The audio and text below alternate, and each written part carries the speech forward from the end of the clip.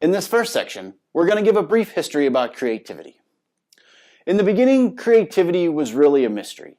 No one understood where it came from or how it came about, or really what was the source of inspiration for it all. You know, as you look through classic art and you look through classic philosophy, you'll see a lot of different theories. Initially, people thought creativity was inspired by the divine. You know, it wasn't something that we could possibly come up with on our own. There had to be an outside force that really kind of put those thoughts in our head, that inspired us, that we were just the hand moving for some celestial being. Moving on, if you look at Greek and Roman culture, you see the muses. So once again, humans weren't possibly capable of creativity. Something had to be inspiring us or motivating us. It wasn't until the Renaissance when we really started to look at causes. What made one person more creative than the other? And so we look at someone like Mozart, and people really considered creativity to be an act of genius. You know, Mozart was born as a virtuoso at piano. He was far superior to most of the children of his day and grew into being a renowned composer that we know of to this day. So was it an act of genius? Was he just truly unique in some special way? Then we move on into the Renaissance, and we talk about someone like Leonardo da Vinci. Was creativity inspired by Renaissance men? You know, Leonardo and his peers, they learned all about mathematics and physics and chemistry and physiology and countless subjects. Was that the source of their genius? Was that the source of their creativity? Was it a vast wealth of knowledge upon which we could tap? Moving into the modern study of creativity, I want to introduce you to J.P. Guilford. He was a noted American psychologist, and in the 1950s, he addressed the American Psychological Association. And he was really focused on education. But he stood up and he challenged these psychologists. Let's understand creativity. Let's understand the roots. Let's understand where it came from.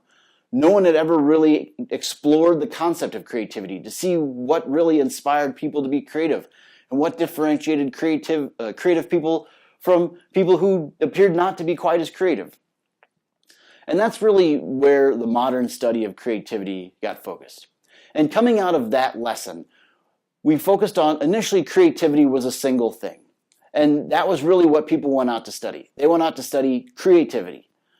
What they discovered when they looked at creativity was that there were really two different fields within the thought of creativity. It wasn't just a singular subject matter. First, there was eminence. Eminence is those once in a generation, once in two generations, just brilliant people, the Stephen Hawkings of the world, the Isaac Newtons, that took a subject matter, that took an art form or a science and pushed it in a dramatic jump forward. Someone that was just a brilliant mind that advanced a subject matter in the way no one had ever thought of before. But when they really went and studied it, what they noticed was that in between these great leaps forward, there were a lot of little steps forward.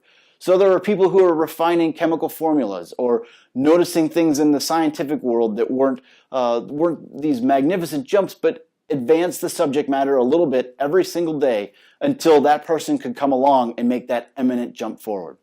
So creativity really isn't just a single subject matter. It's actually two distinct subject matters: the creativity of eminence and the creativity of everyday growth.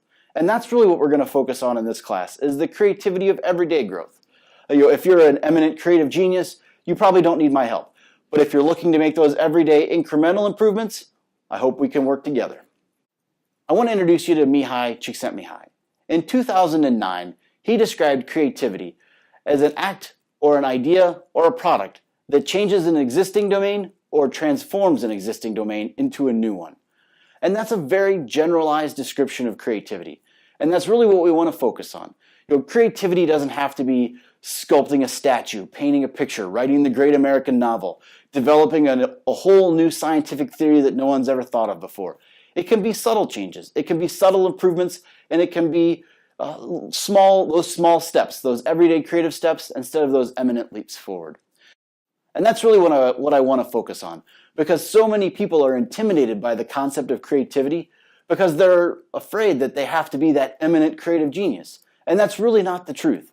You can make those small improvements that will make such a tremendous difference and potentially set up that eminent genius to make that great leap forward. So we want to define the creative process.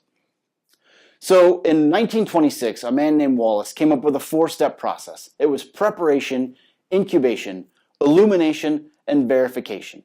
So preparation is to go out and see what's out there, to explore, to learn, to identify a gap or an opportunity for that creative advancement.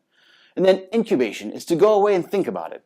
We've often had that creative moment where you go and you rest and you ponder what the possibilities could be.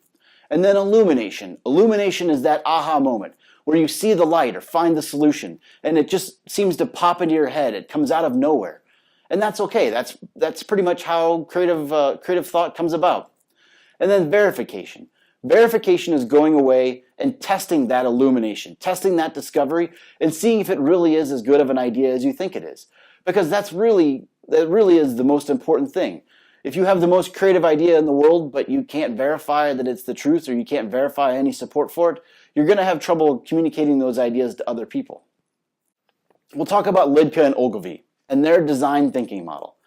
It's divided into 4 sections: what is, what if, what wows, and what works. And what is going out and examining what exists. Go out and look at the marketplace. Go out and look at the field and see what's there. And then look for gaps. What if? Think about places that there are opportunities, things that are being missed, opportunities for growth. And then what wows?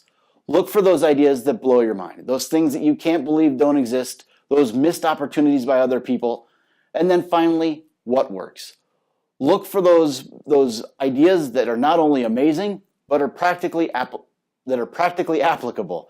So things that you can take and apply and people are interested in and they want to buy.